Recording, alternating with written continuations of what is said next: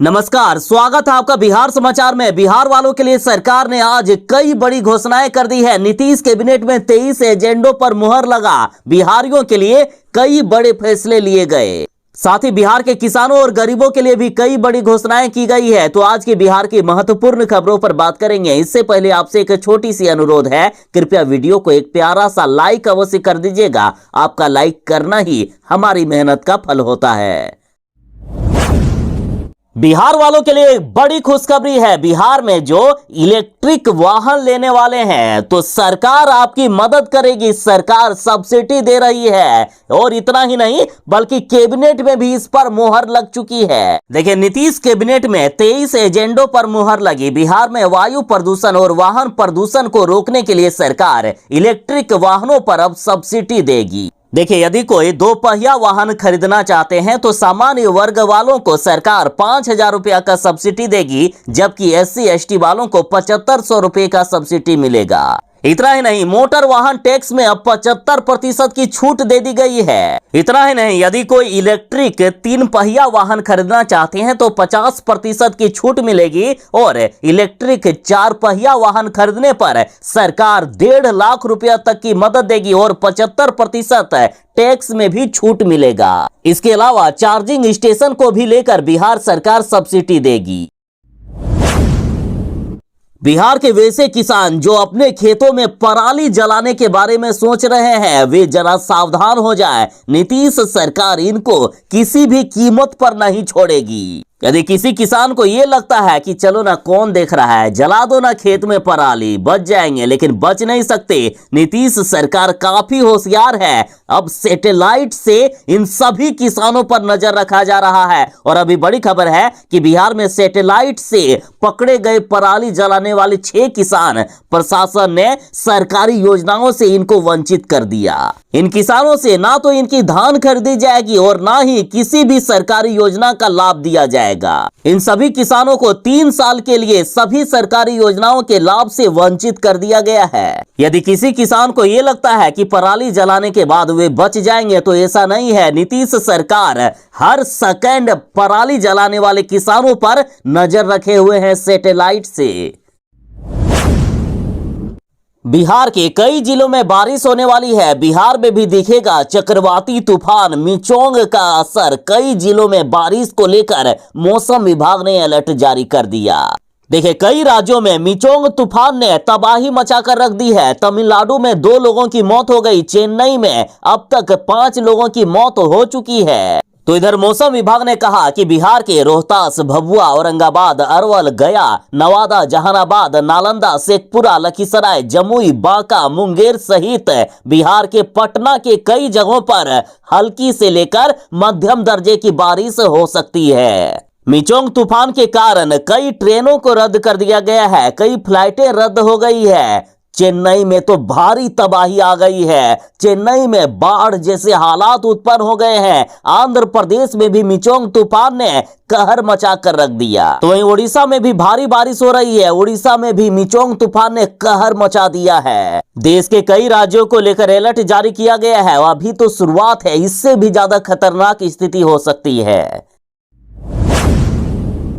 ये तो नीतीश कुमार की गजब बेइज्जती हो गई भाई। देखिए, मध्य प्रदेश में जदयू उम्मीदवारों को वोट मात्र 21, किसी को 25, किसी को 26 तो किसी को मात्र 45 वोट मिले। देखिए, बिहार के मुख्यमंत्री नीतीश कुमार जी खुद अपनी तुलना पीएम मोदी से करते हैं और अब जो इंडिया गठबंधन बना है उसमें नीतीश कुमार के चेहरे पर लोकसभा चुनाव लड़ने की बातें हो रही है। अब यहां सोचने वाली बात यह है कि जिस नीतीश कुमार के चेहरे के दम पर 50 वोट भी नहीं मिलते हैं नेताओं को, तो आखिर ये लोकसभा चुनाव कैसे जीतेंगे?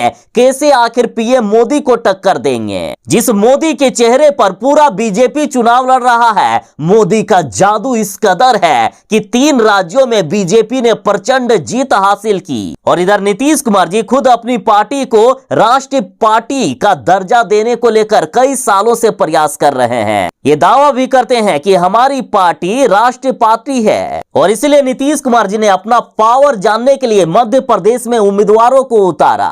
नीतीश कुमार ने 9 प्रत्याशियों को उतारा था, जिसमें से किसी को 21 वोट मिले, किसी को 25, किसी को 26 तो किसी को 45 तो किसी को 71। मतलब नीतीश कुमार की गजब सी बेइज्जती हो गई। वाह।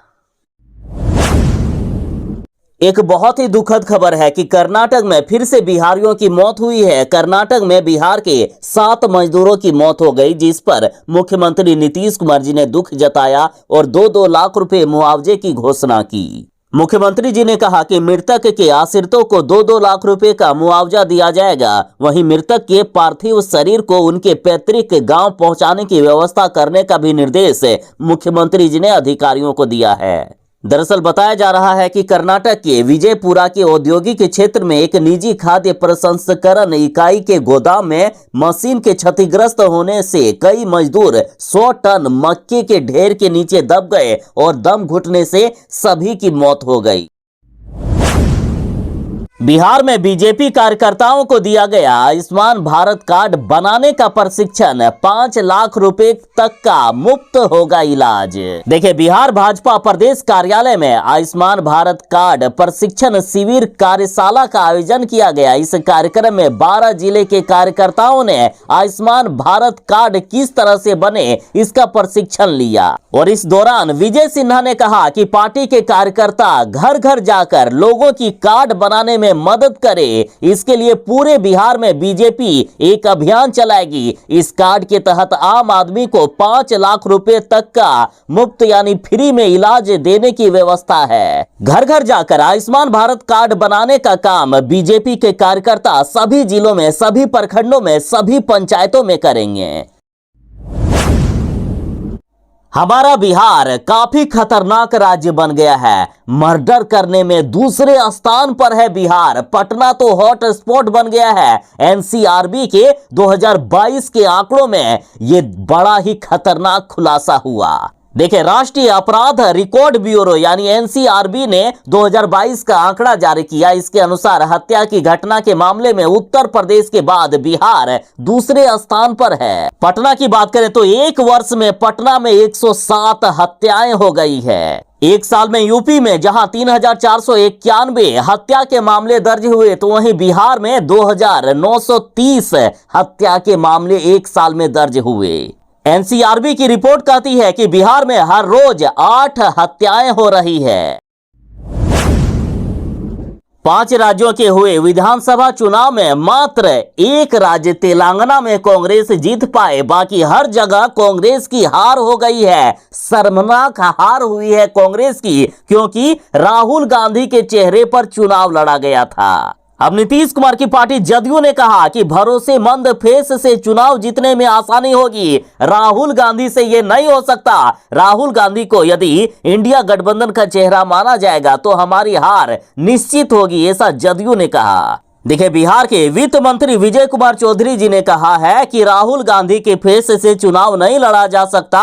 अगला लोकसभा चुनाव यदि नीतीश कुमार के फेस से लड़ा जाए, यदि नीतीश कुमार को पीएम कैंडिडेट बनाया जाए तो ज्यादा आसानी से हम जीत सकते हैं।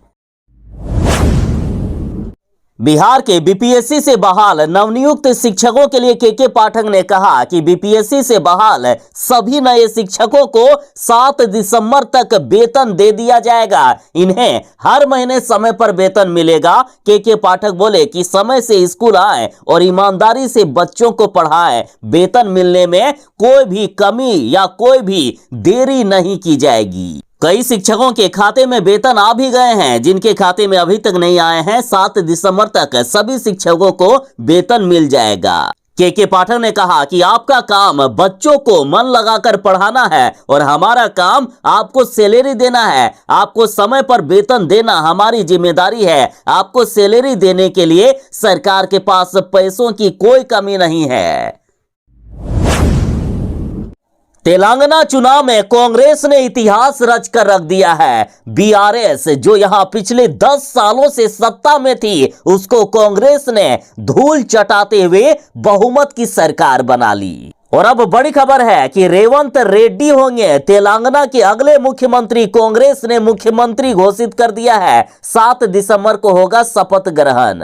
देखिए, कांग्रेस ने बड़ा ऐलान कर दिया कि ए रेवंत रेड्डी तेलंगाना के अगले मुख्यमंत्री होंगे।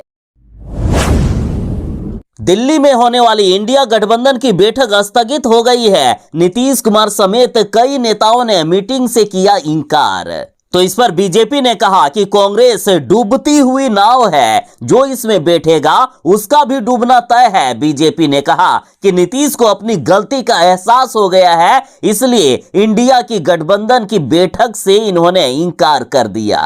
तो इधर चिराग पासवान ने नीतीश कुमार के इंडिया गठबंधन की बैठक में नहीं शामिल होने की असली वजह बताई। चिराग पासवान बोले कि हार से बुरी तरह से डर गए हैं नीतीश कुमार, इसलिए पिछले दरवाजे से भागने की कर रहे हैं कोशिश। साथ ही बता दें कि इंडिया गठबंधन की अगली बैठक अब 17 दिसंबर को होगी। 17 दिसंबर को इंडिया गठबंधन की बैठक लालू यादव, नीतीश कुमार समेत सभी नेता शामिल हो सकते हैं। 3 राज्य मध्य प्रदेश, राजस्थान और छत्तीसगढ़ में बीजेपी की प्रचंड जीत के बाद नीतीश कुमार की पार्टी जदयू में खलबली मच गई है। अब जदयू के सांसद विधायक कहने लगे हैं कि मोदी है तो मुमकिन है। नीतीश कुमार की पार्टी जदयू में बड़ी टूट होने वाली है। नीतीश कुमार पर अब जदयू नेताओं को भरोसा नहीं रहा। ये भी अब कह रहे हैं कि मोदी है तो मुमकिन है और भाजपा के गुण गाने लगे हैं जदयू के नेता।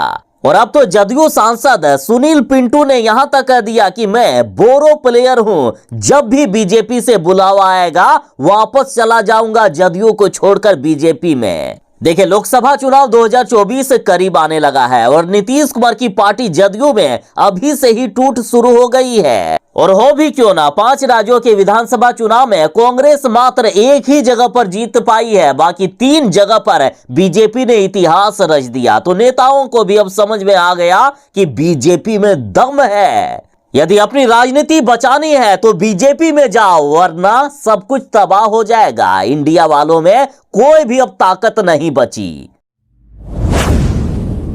राष्ट्रीय जनता दल के वरिष्ठ नेता शिवानंद तिवारी को 1 साल की सजा हो गई है। देखिए, पटना की विशेष अदालत ने शिवानंद तिवारी को मानहानि मामले में 1 साल की सजा सुनाई और 10,000 रुपया जुर्माना लगाया है। शिवानंद तिवारी पर यह केस जल संसाधन मंत्री संजय झा की ओर से दायर किया गया था, जिस पर उन्होंने खुद ही कोर्ट में गवाही भी दी थी। अभी ये और बात है कि अब दोनों नेता एक साथ ही एक ही गठबंधन में साथ साथ मिलकर सरकार चला रहे हैं। दरअसल जब नीतीश कुमार जी राजद के साथ नहीं गए थे सरकार में, उस समय मुजफ्फरपुर बालिका गृह कांड पर शिवानंद तिवारी द्वारा नीतीश पर दिए गए आपत्तिजनक बयान के खिलाफ जदयू नेता और अभी जो जल संसाधन मंत्री हैं संजय झा ने पटना की विशेष कोर्ट में अवमानना केस दर्ज कराया था।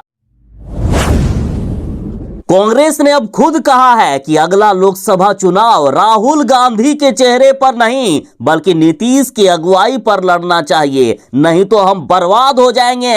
राहुल गांधी की अगुवाई में यदि अगला लोकसभा चुनाव लड़ा गया तो किसी कीमत पर हम नहीं जीत सकते हैं लोकसभा का चुनाव। देखिए, अभी 5 राज्यों के विधानसभा चुनाव का जो रिजल्ट आया है और उसमें जो कांग्रेस की शर्मनाक हार हुई है, तो खुद अब कांग्रेस के नेताओं को ही राहुल गांधी पर भरोसा नहीं रहा। और सही बात है, जब विधानसभा चुनावों में कांग्रेस नहीं जीत पाती है तो कहां से लोकसभा चुनाव ये जीत पाएंगे, बताइए। और ये बड़ी मांग कांग्रेस की महिला विधायक नीतू सिंह ने कर दी है। नीतू सिंह ने कहा कि पूरे देश में जैसे बीजेपी ने गुजरात मॉडल पर चुनाव लड़ा था, उसी प्रकार 2024 का लोकसभा चुनाव बिहार मॉडल पर लड़ा जाना चाहिए। ये चुनाव नीतीश कुमार के नेतृत्व में लड़ना चाहिए, तभी हम लोग बीजेपी को हरा सकते हैं।